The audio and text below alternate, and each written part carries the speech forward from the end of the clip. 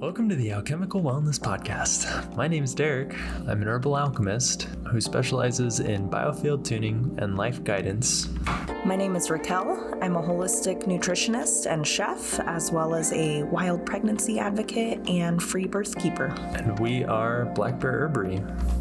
We're here to empower you to exist within the sovereignty of nature and transform your mind, body, and soul.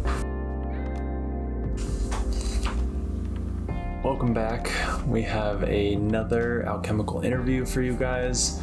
This one is definitely near and dear to my heart, and we hope that you enjoy getting to know where our herbs come from and who we are partnered with in bringing you high vibrational herbs and promoting high vibrational food. So definitely sit back, relax, and enjoy this amazing interview.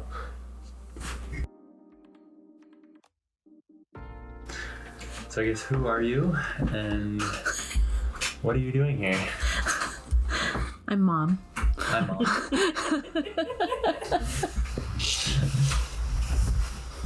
Go ahead. Me? Really? That's your name? Mm-hmm. Wow. That's a good. How do you spell that? My name's Jamette Locke. I'm a part of Pack River Farm. We've decided that we are going into our 6th official season of growing. We put our first greenhouse up in 2017 in the snow.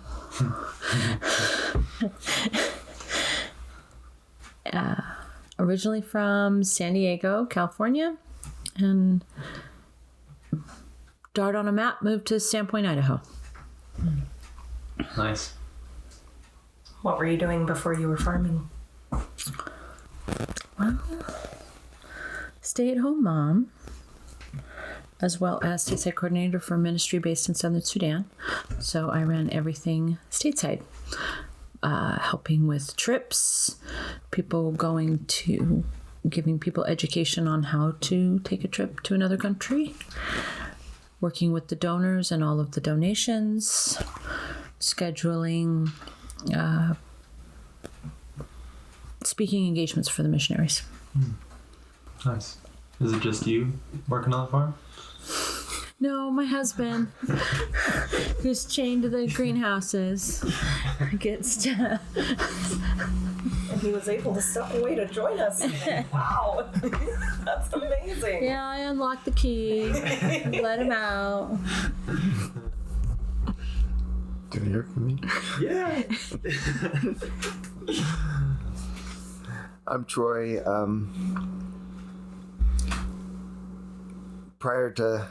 While I was still working as an engineer, we started the farm and worked part-time on farming and full-time on being an engineer and just getting the farm built up and growing. And then was fortunate enough to be offered early retirement and now can concentrate 100% on the farm.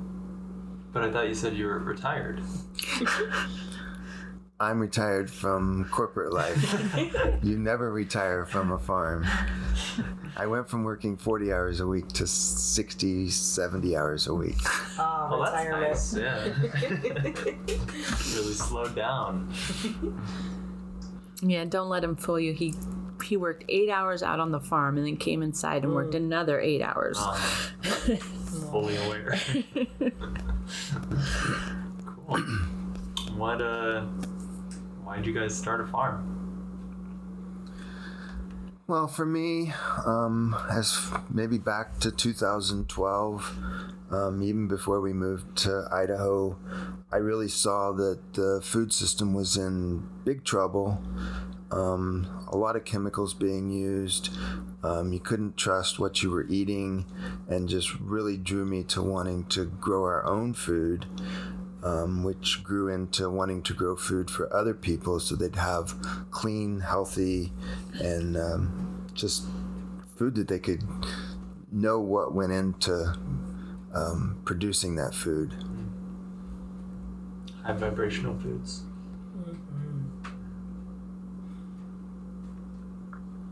So what are some of the practices that you use that are different from other, labeled organic farms that we see today? Well, I guess the place to start is to look at the list of approved inputs on an organic farm. And it's just pages and pages and pages of things that you can put on the soil, on the plants, just different organic chemicals, I'll call it. We choose not to use any of those. Of course, we do use fertilizers. Mainly, things like feather meals and fish meals and chicken manure, things that are a little more natural. But as far as any kind of organic sprays, we pretty much avoid those at all costs. We'll take a crop out before we'll spray it just to bring it to fruition. Beautiful. Cool. Sounds really holistic. So you focus more on the soil rather than trying to mask a symptom. Absolutely. I kind of like to say you're growing soil and growing plants is just a side benefit, or the harvest of the plants is just a side benefit of having that good soil, which makes all that happen. Yeah. That's amazing. It reminds me of terrain theory, essentially, and how, whether through modes of herbalism, nutrition, in our bodies, we're kind of growing the soil. We're building that soil by creating a healthy terrain, and anything extra that we do is, additional input or benefit. Jeanette, I love your view on specifically weeds in the soil. I'd love for you to share that with our listeners. It's such a captivating story to listen to. I'm a city girl, so being on a farm has been an eye-opening experience, and getting to see where your food comes from and growing it yourself and understanding and being more in line with nature. You understand that Mother Nature, 1, does not like to be naked, so she's going to cover herself. 2, we call them weeds, but weeds are really just a plant where we don't want it to grow. So I've seen on our own property that we have different types of weeds growing in different types of areas depending upon the nutritional deficiency within the soil. So part of our property has a lot of clay in it, so that's where you're going to get more of a taproot type of a plant, such as milk thistle or dandelion or burdock root, or those things that try to break up the soil and allow for moisture to come in. In other parts, it's a lot of sand. We're on an old riverbed, so it takes years and years to build soil from sand. And every year we get new types of plants coming up. Quackgrass is a challenge, to put it lightly. It's fine if it would just stay in the aisles, but it wants to get involved with all of the other plants and what we're trying to grow, and so that makes it a bit more of a challenge. But we also get a lot of chickweed and lamb's quarter and horsetail. Mm-hmm. And because of Derek and what he's been doing with his herbs, we've learned so much about the weeds and why they're there, as the horsetail has a lot of silica in it. So in one of our greenhouses, it's rather prolific. So is that what we need to do, is fix the silica? Is there an issue of not having enough silica in the soil for the plant? And is that why the horsetail is there?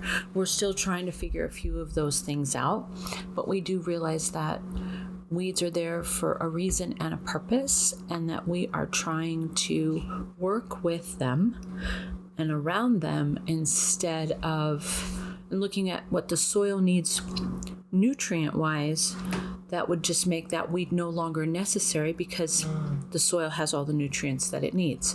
So it's challenges, it takes time, and because of the winters that we have, we get a very short period of time to work on that every year, and then we have to wait and try again the next year. I think farmers are some of the most optimistic, persistent people I have ever met on the planet, because so oftentimes you have so many things that don't work out. I don't want to call them failures, I want to call them learning lessons, and you have to try again in 6 months, and that's the next opportunity you get. Wow. Lots of patience needed. Lots of patience. And Derek, we have a lot of St. John's wort and yarrow that grows naturally on the property, and St. John's wort is considered by several government establishments that it is a noxious weed when it has so much. And yarrow is another miracle herb that grows. So hopefully the government won't be coming onto our property and telling us to get rid of something, because then we'll have an argument. I also think along those lines of the weeds, then I spent last season really trying to work with the weeds, which makes it a challenge because they like to compete for the nutrients that the plants want, but we really just feel like the weeds are there for a reason, and we need to allow them to kind of help us along with that process of fixing the soil. And then in addition to that, I've run across a new book by Nigel Palmer, The Regenerative Grower's Guide to Garden Amendments. It kind of falls in line with KNF, Korean Natural Farming, and being able to make different tinctures or different things that we can spray on the soil using those weeds, the plants from the soil, because they've all accumulated the different minerals and nitrogen and everything from the soil, and then tincture that just as you would a plant for a human, but tincture that and put it back into the soil and start to see the soil change. So we're really excited about implementing those processes this year as well. That's awesome. That's really cool. Something else that's in line with the weeds, relating it to herbalism and the human body, we can look at the environment that the weeds are growing in and what they're doing for the soil, and then we can actually apply that to the body. So when we have something like dandelion or burdock, those are going in, they're opening up the soil, and they're allowing for moisture to come in and revitalize and remineralize those cells, and we can utilize that within the body in the same manner. When there's dryness and inflammation, you can bring in burdock or dandelion and kind of break up some of that stagnation and rebuild the mineral pathways and tissue health. It also reminds me of our conversation in a previous episode regarding Hotto and the vibration that everything holds, and basically the like vibration attracts like vibration. And sometimes what we view as negative, whether it be a weed or a negative emotional symptom such as sadness, it's holding the same vibration of whatever is on that positive end of the spectrum. So if we can honor that, just the way that you've described, talking about the weeds and seeing what they can show you, it's a way to honor that rather than just eradicate it, because they really are there as our guides, our shamans, to teach us and lead us into that holistic health for the ecosystem, for our bodies, for our minds. It's really beautiful. Well, for an example, last spring we had 700-foot rows of tomatoes in one of our greenhouses, and they were covered in aphids. So generally, if you're a certified organic farmer, you can spray a pesticide on that, or you can spray neem oil, and that's allowed. Those things are allowed. Troy opted to instead support the soil and we sprayed compost tea twice, and then we started to overhead water, and within 2 weeks all the aphids were gone. And the plants were strong. We had the best tomato crop we've ever had, and it was stunning and beautiful. The leaves were deep and green and gorgeous, and we did not spray a single chemical on that. Is that you sprayed compost tea twice in that 2-week period, or twice a day? No, twice in the 2-week period, because it's a lot to put on there.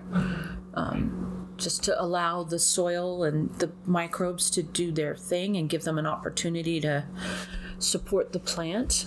And then the aphids are no longer needed because the plant is not stressed, so the plant feels supported. And when you have aphids, the ants come in because the ants hold the aphids prisoner on the plant. So they can feed off of the aphids while the aphid is feeding off of the plant. So you get rid of the aphids, the ants go away. Wow. That's incredible. Or they go somewhere else to find food elsewhere. It's not, and so then you have a symbiotic relationship because the plants are not stressed. They're not screaming for something to come and kill it. They're like, I'm happy now. I don't need you anymore. And I think that observation is interesting because just about everything you listen to will tell you the aphids are there because of the ants. So you got to kill the ants to get rid of the aphids. And I'm like, I don't really want to kill the ants because they have a job to do in the soil and around. So I think that kind of showed that we got rid of the aphids and the ants went away. So a little bit different perspective from what most people think. Almost as if everything's connected. I love the word symbiotic. That was a great term. But it's, I mean, if we stand back and we look at not the way things, air quotes, always have been done, and this is just how we do things, and you take it and you flip it, and you're like, okay, this is not, or Mother Nature doesn't work that way. Right. And I don't need to burn or spray or do any of those crazy things just because it's inconvenient in my timeline. Does not mean that it's the right thing to do. So good. Linear time versus quantum. Yes. It's coming up. It does. Yeah. It just really draws a parallel for me, the way you guys talk about plants and the health and holistic health of the ecosystem.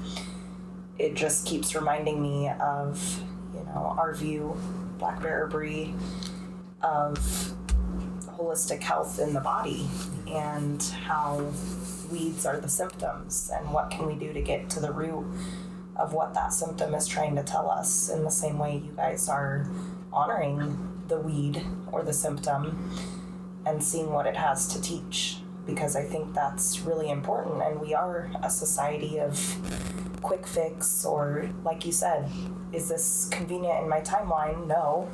So I want to hurry up and find a solution, take a pill or spray a spray.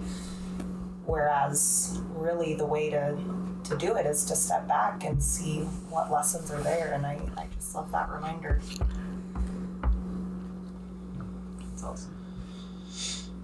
I also think that, I run across recently and just brings up a lot of ideas that, everything's electrical in nature. Yes. And even within the soil, there's an electrical nature there. And to maybe dive into that aspect and see how that affects plant growth, to even, we put metal tools in the ground, and that's going to affect the electrical conductivity of the ground. And does that cause damage? Does that change the way that things work in the ground?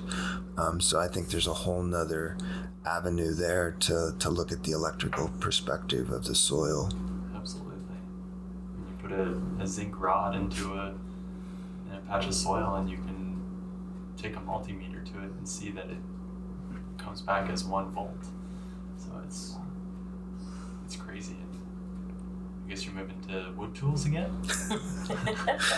Moving back to the 1800s. Well, that's good for you, honey. I'm really happy that you're going to be doing all that digging, because that's not me. Find an ox too. But All that possibly would be. Always a benefit. But possibly brass tools might be a little bit different.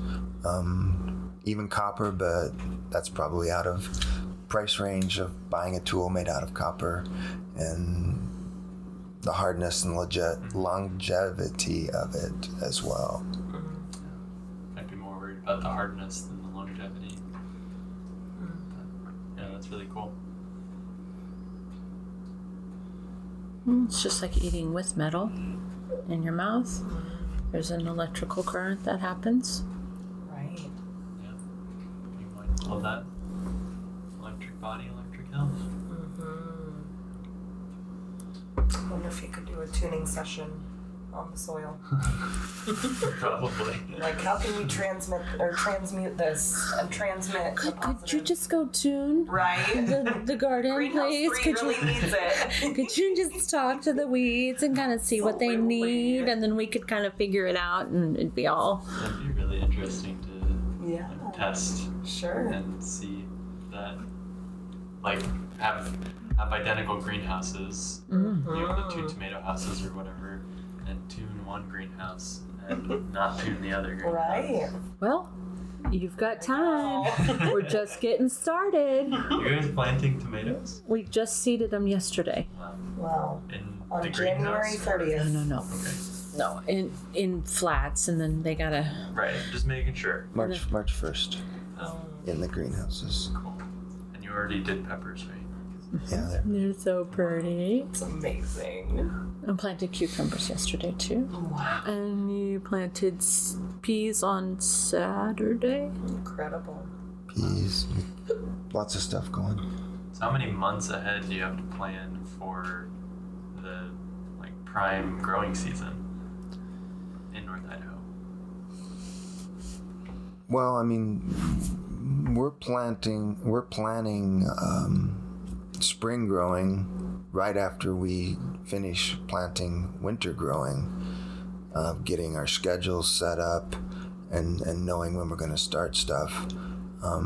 There's things that need to get started as much as 8 weeks before we're going to put them in the ground, just so they can be a nice size, don't need to be in the ground as long. A lot of our stuff in the early spring we plant in greenhouses, and those have to be heated.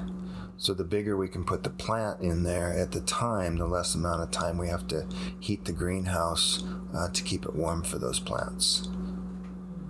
It takes 6 months to get a pepper from seed. Wow. And then Troy also follows Stella Natura.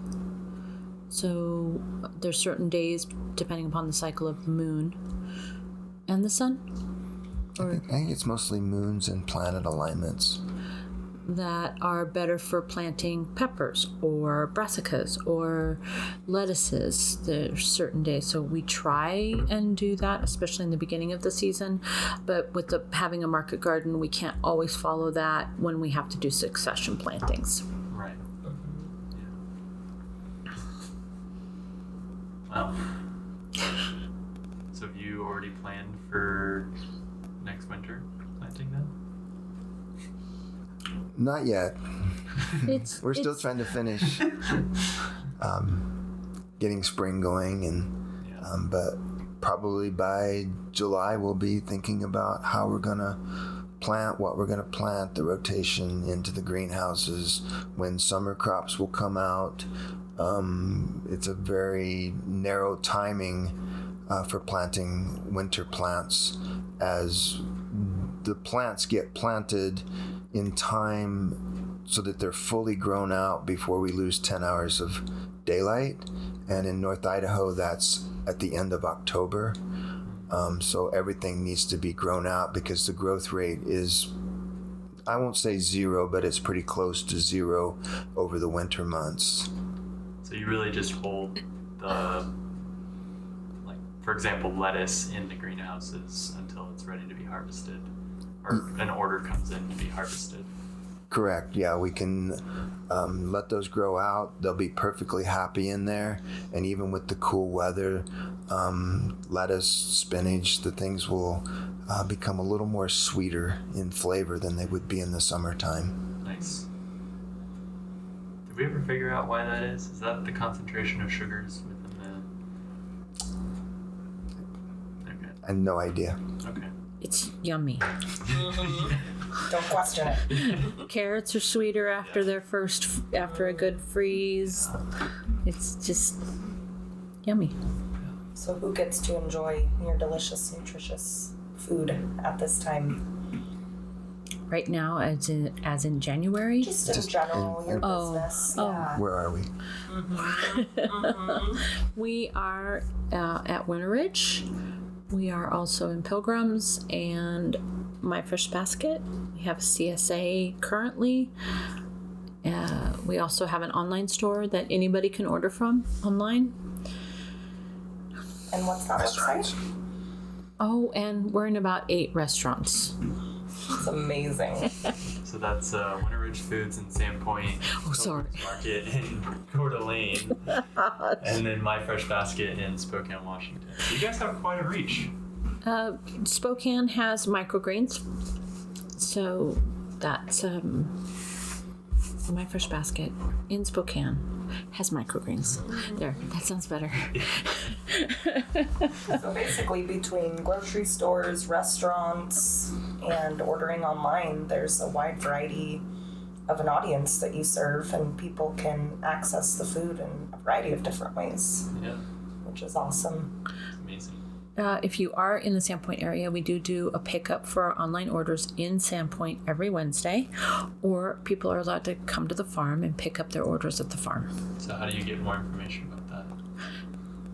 You can either call us at 208-610-7408, or you can go to our website, which is www.packriver.farm. So packriver.farm. All this information will be in the description, so don't worry about trying to write it all down. Especially if you're driving. Don't take your hands off the wheel. No, don't do that. Or we're also on Instagram. And I guess we really didn't talk about microgreens. Did you want to talk about microgreens at all? Yeah, we're not done. Absolutely. Oh, okay. All right. Just gotta get the plug in. Yeah. Okay. All right. Sorry. Yeah. So in addition to the seasonal growing that you do in the greenhouses, you have a little bit of a project that goes year round. Tell us about that. Well, we grow microgreens year round. We do grow those indoors in a vertical farming system, and we provide approximately 35 to 50 pounds a week of microgreens to various restaurants, grocery stores, and to the public. When he talks about vertical farming, we grow all of our microgreens in soil. Good point. Isn't that the difference between a microgreen and a sprout, too? Yes, and you have less opportunity of contamination? Yeah, I'll say yes and no, because microgreens can be grown hydroponically. So they would be grown on a mat using a nutrient solution, and it would still be considered a microgreen and not a sprout. Whereas we grow our certified organic microgreens in soil with no additives in the water. So all the nutrients come from the soil. Cool. And it's a very specific mix that you have worked to find a balance of the nutrients you want in there, correct? That's correct. Yeah, we have a company who makes and mixes our soil for us, and just makes it easier and takes the burden off of having all those different items that go into that soil on hand, and we can just have them mix it and it's ready to go. That's awesome. So you're not only growing local food and supporting local businesses, you're bringing in local supplies, local soil, local... As much as we possibly can, we do local. Yeah, I thought of that when you were talking about the compost tea, because maybe if listeners aren't real familiar with the effects of creating your own microbial nutrient-rich tea, maybe you could talk a little bit about that. Yes, the compost tea, for those who are not familiar with what that is, it's a process where we take a little bit of compost. So we add humic acid, kelp to the mixture as well. We'll put that compost in a bag, and that bag will be suspended in a 50-gallon drum, and then we force air into that drum and aerate the compost for 48 hours, and that allows all the microbes that are in the compost to grow and expand their numbers in the solution. And then after 48 hours, we can take that and spray that either on the soil or directly on the plants. And by putting it directly on the plants, it gets to the plant quicker. It can be absorbed into the tissue of the plant, and then it sees the benefits of that nutrient much faster than if we were to spray it on the soil. Wow, It's incredible. that's really cool. I've learned things today.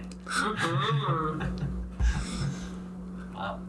And just the effects of using the microorganisms, utilizing what is present in the air, in the compost that you're adding, you're really honoring the microbial life that is already in existence. So I feel the plant probably recognizes it more than a commercial product you could buy that touts the same thing.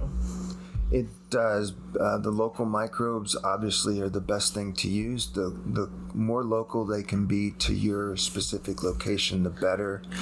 I think that kind of goes along with what KNF, Korean Natural Farming, teaches, and that is to develop these sprays, fertilizers, and solutions for the plants from items that you get off of your property, whether that be plants or just using a process to pull microorganisms out of the air and then growing those that are specific to this area, and then creating solutions that you can spray directly on the plant. And I think it's a great goal to do that so that we can stop bringing in outside inputs, one that we have to purchase, which makes things more expensive, but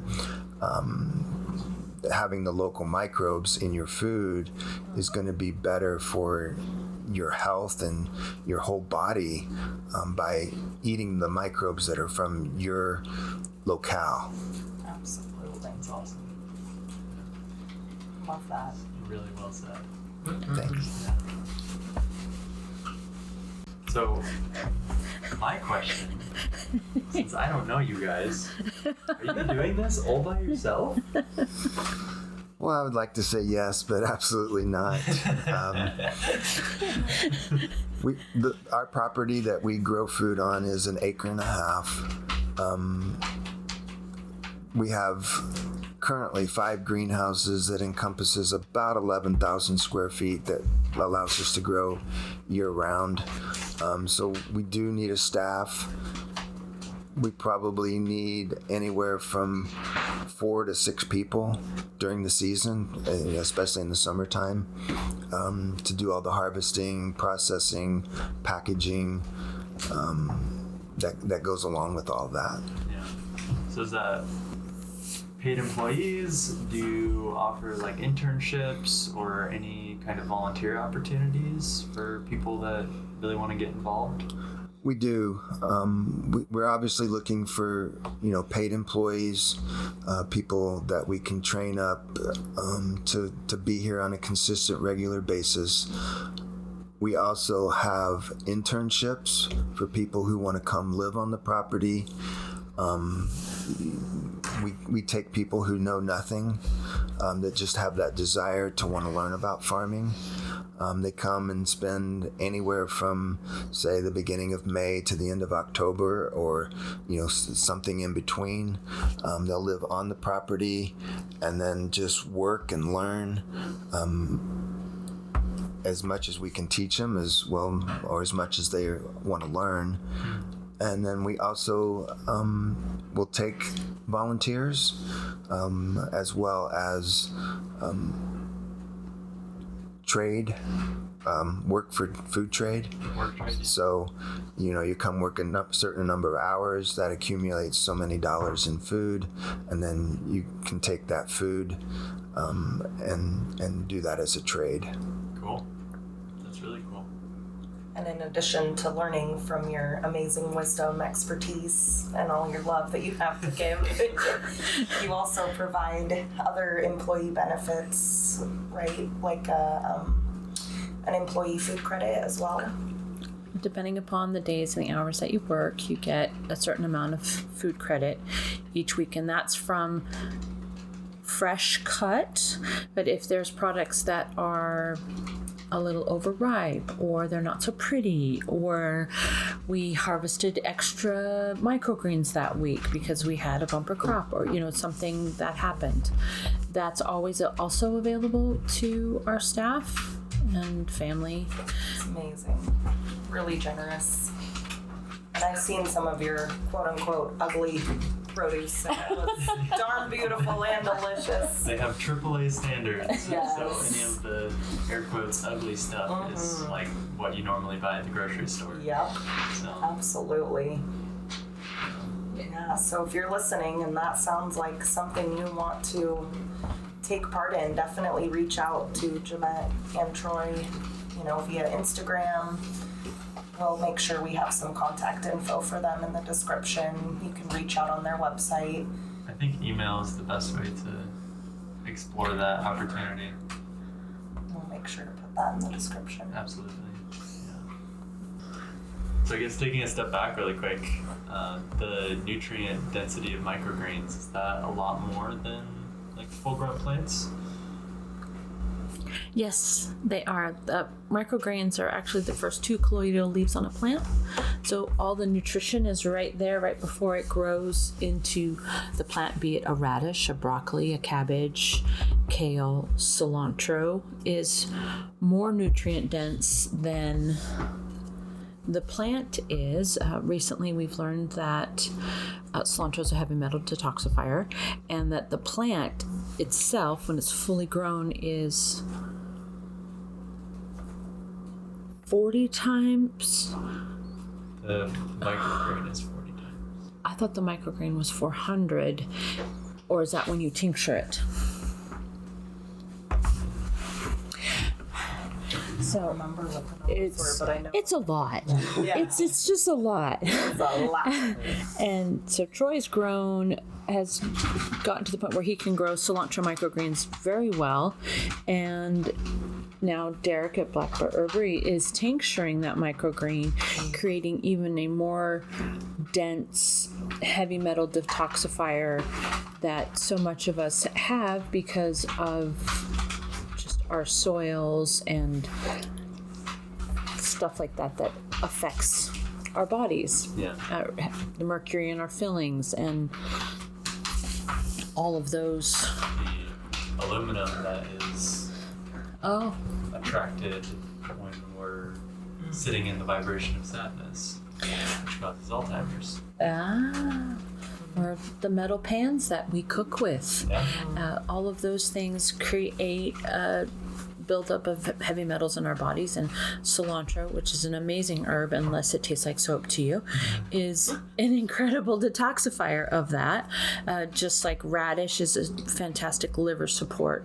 Broccoli is high in sulforaphane and an anti-cancer, anti-inflammatory, and so a broccoli microgreen is like eating 1 ounce of a broccoli microgreen, or our wellness mix that we have, a mix of kale and cabbage and broccoli, is like eating 1.5 pounds of raw broccoli, which I don't know if I could sit and eat 1.5 pounds of raw broccoli in a sitting, but I definitely can eat 1 ounce of a microgreen salad with radish and carrots and cucumbers and do things and have a small salad like that and enjoy it and feel full without so much broccoli.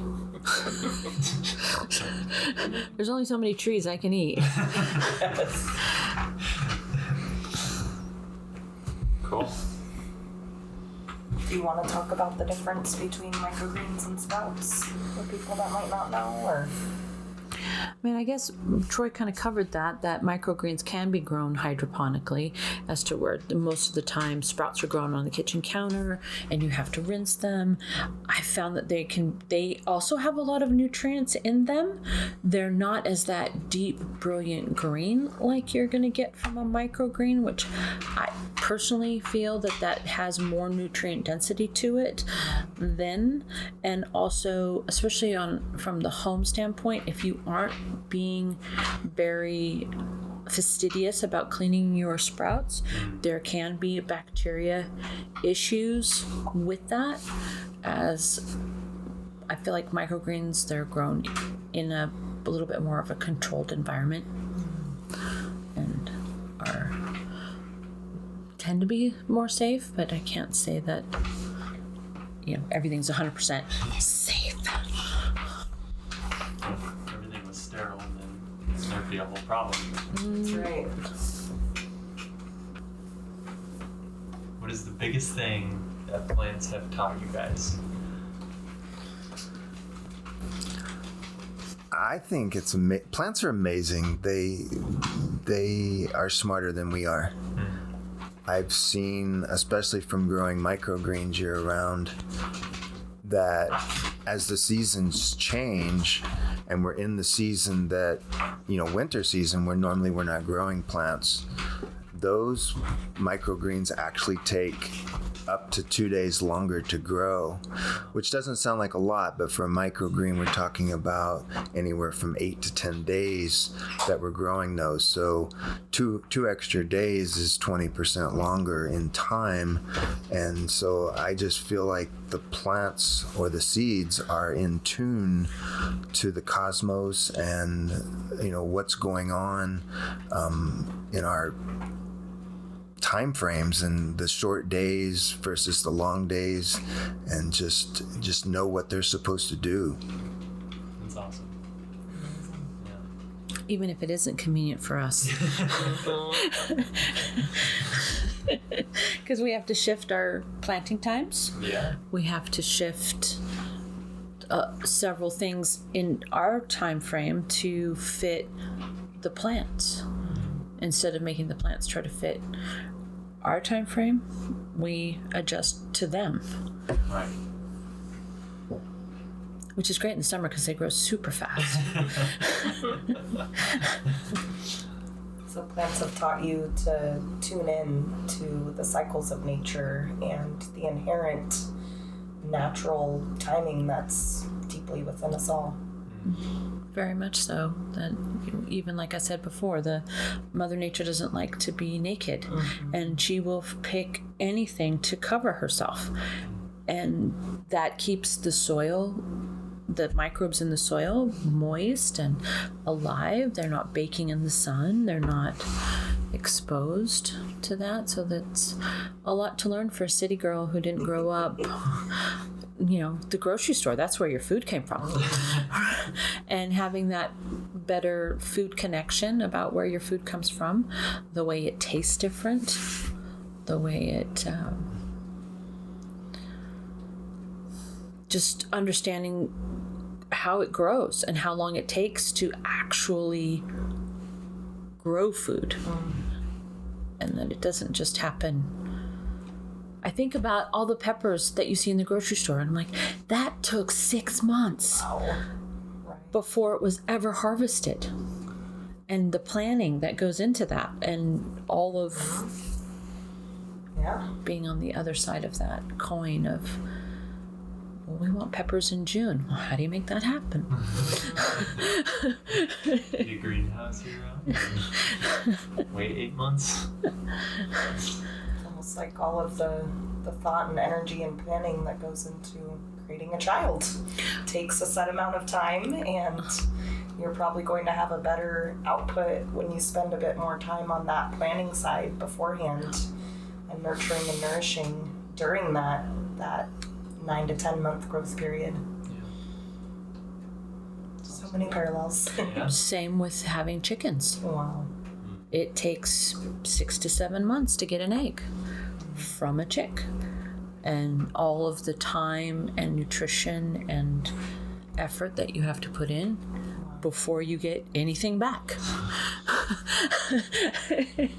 Sure makes you appreciate the frittata you're eating, or the stuffed bell peppers you get to enjoy, all the time and energy that goes into it. And I think that's a great reflection too on why it's important to know your farmer and to know the intentions and the energy that have been placed into that food over this period of time. If the person who grew your food, or not even person, the machine, the robot, they've got those now. The whatever entity grew your food, if they weren't infusing it with high vibrations and love and intention and gratitude, and they hated what they were doing every single day and just mindlessly spraying chemicals or what have you, that food is absorbing that through the water, through the sun, through the electricity in the soil. And so I think that's why biting into a Pack River Farm carrot tastes different than a store-bought organic carrot, and you can really taste and feel the difference. Your electrical body notices that. Yeah, definitely. I think we're a bit spoiled up here in North Idaho with so many amazing farmers that we have in our area, and that each one of us has a different soil composition. And each one of us, our food tastes different. Even though we're in the same region, it's all different. Yeah.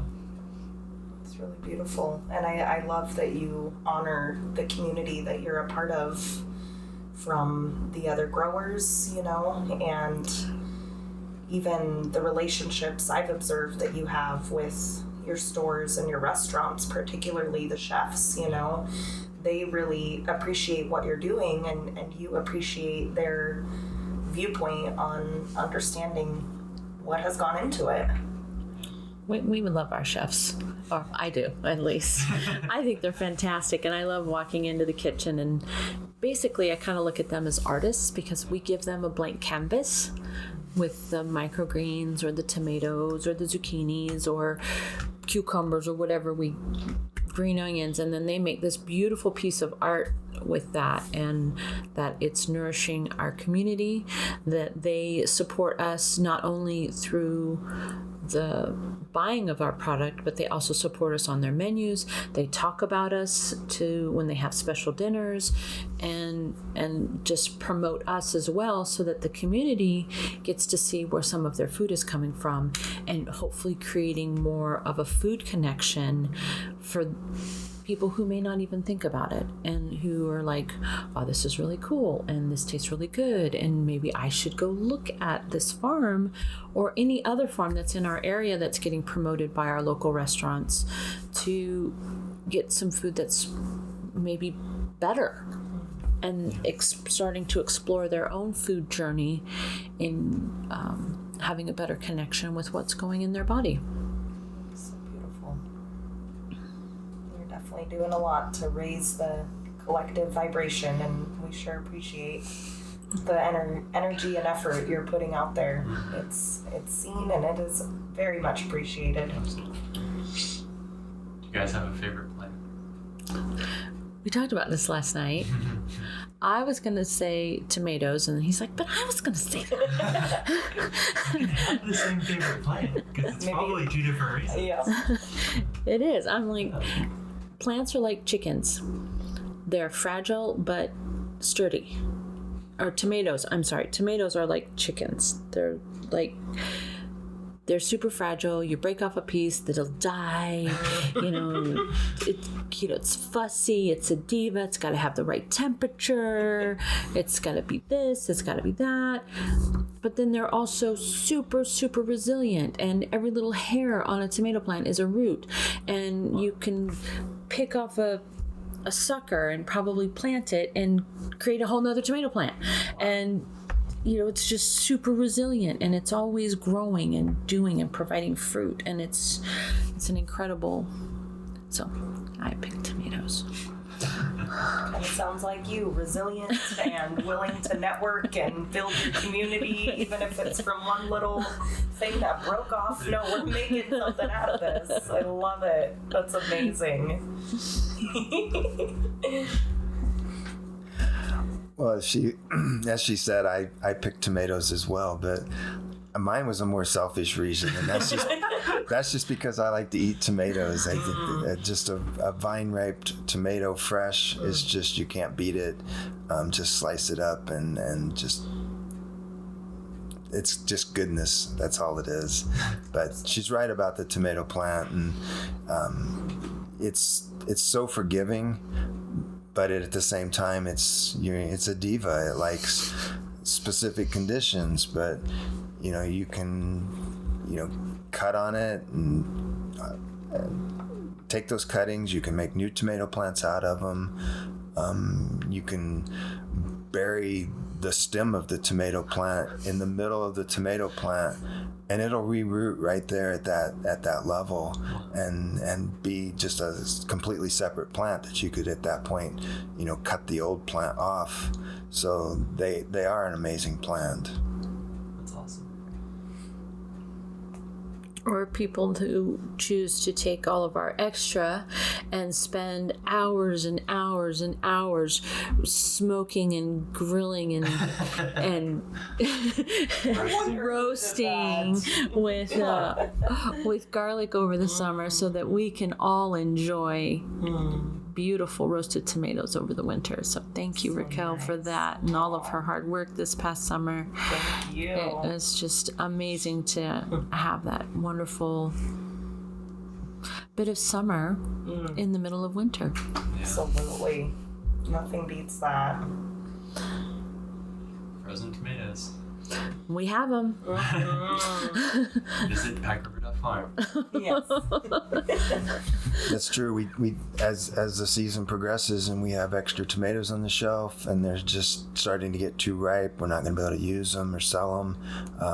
We vacuum pack them and put them in the freezer so that we can have tomatoes for sale all winter long. Yeah, you guys reduce as much waste as you possibly can through value-added products and even donating extra food to the community, which is amazing.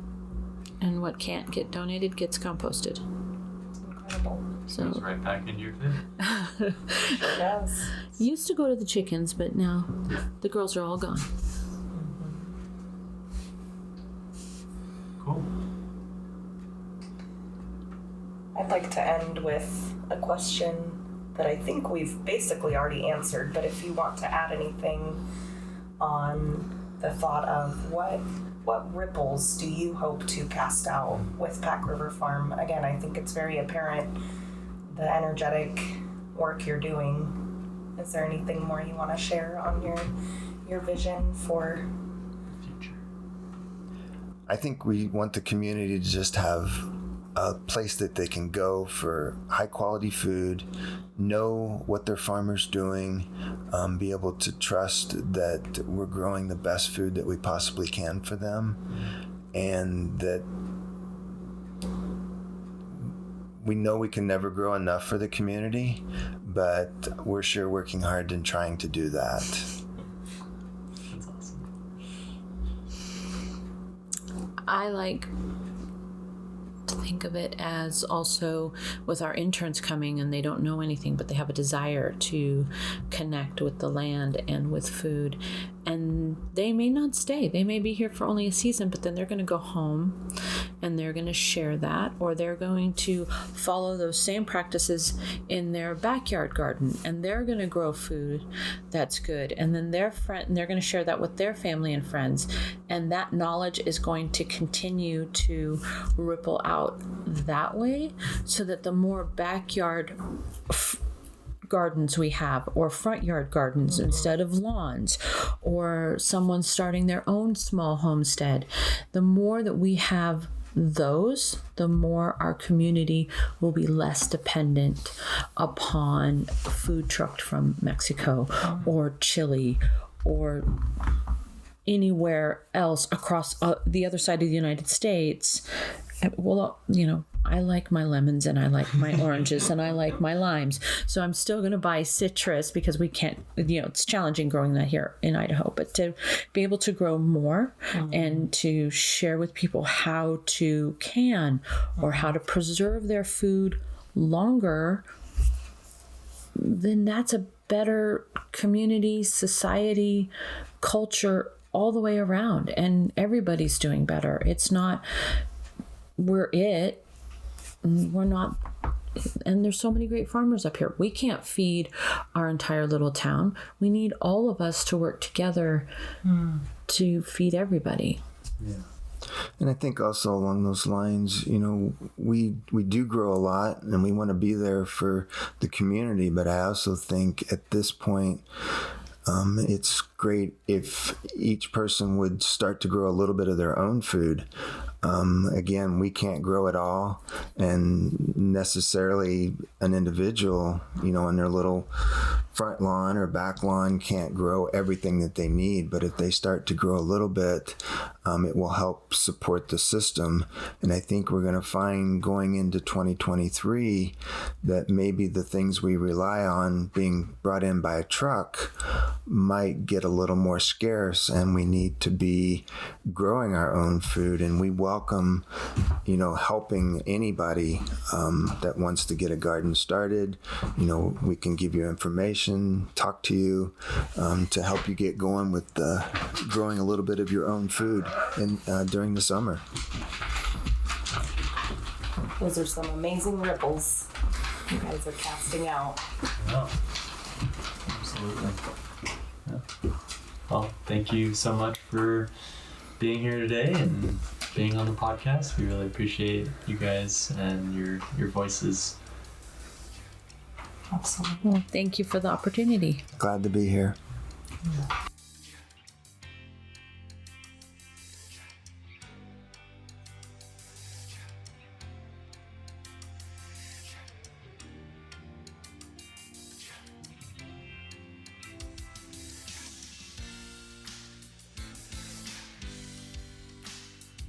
Thank you so much for listening and being a part of the Black Bear Herbary family.